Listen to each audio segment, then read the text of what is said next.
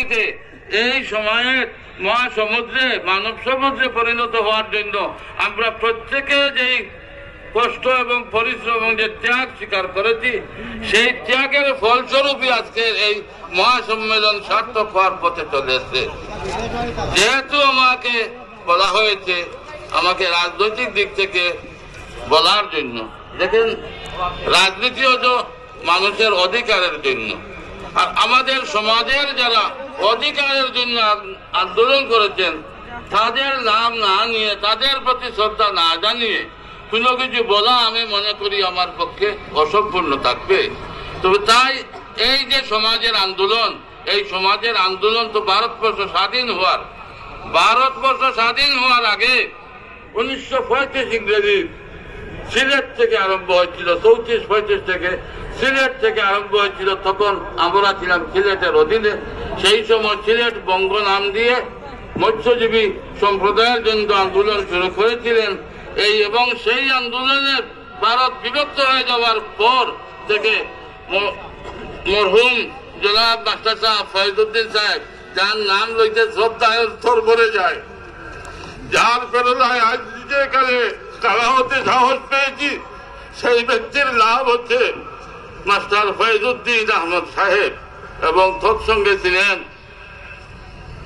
মৌলানা মোতাজউদ্দিন সাহেব, তৎসঙ্গে ছিলেন নীলাম বাজারের সুপুত্র মোহাম্মদ আব্দুল লতিফ সাহেব, করিমগঞ্জের আব্দুল বারি সাহেব, রানীর পাড়ের আমার আব্দুল করিম সাহেব ছিলেন, হাইলাকান্দির বক্রবাদী সাহেব ছিলেন, হাইলাকান্দির কাটাকান্দির বসারত আলী সাহেব ছিলেন, শ্রীখুনার হাজি সৈদ আলী সাহেব ছিলেন, সুনাই হাজি আসাদ আলী সাহেব ছিলেন, এই আমার দলাইর এই বসারত আলী সাহেব দলাইয়ের দিকে।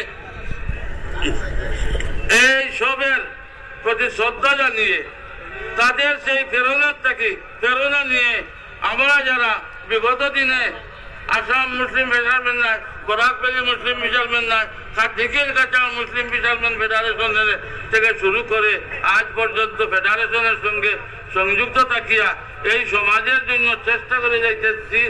সেই চেষ্টার ফলস্বরূপ আজকের আমরা যাদের সমাজসেবক, তাদের প্রচেষ্টায় আজকে আমরা এতটুকু অগ্রসর হয়েছি যে আশা করি আমরা খিলেঞ্জিয়ার পথে অগ্রসর হয়ে যাব। এবং রাজনৈতিক দিক থেকে আমাদের কিছু বক্তারা কিছু বলে গিয়েছেন। দেখেন, আমাদের মানুষ যত সময় বিধানসভায় যাবে না, যত সময় পার্লামেন্টে যাবে না, আমাদের কথা বলবে না, তার প্রমাণ আমরা বদরপুর থেকে আনোয়ারুল হককে নির্বাচিত করেছিলাম। এবং সেই আনোয়ারুল হকই যা কিছুই করুক না কেন, আমাদের জন্য তো আসাম বিধানসভায় একটা জিনিস রেখে গেছে যে মাইমার ডেভেলপমেন্ট কাউন্সিল, যে কাউন্সিলের মাধ্যমে আজকে কম বেশি আসাম সরকার তো আমাদের একটা নাম লইতে হয় বাজেটের সঙ্গে, ওদিকে এই কাজটাও তো তার দ্বারা হয়েছে। এইভাবে আমাদের সমাজ থেকে যদি এইভাবে মানুষ নির্বাচিত আমরা করতে পারি বিভিন্ন সমষ্টি থেকে, তাহলে আমরা আমাদের সমাজ নিয়ে এগিয়ে যেতে পারবো। কারণ সময়ের অভাবে অনেক কিছু বোঝা ছিল। আমি আমার বক্তব্য এখানে শেষ করলাম। ধন্যবাদ।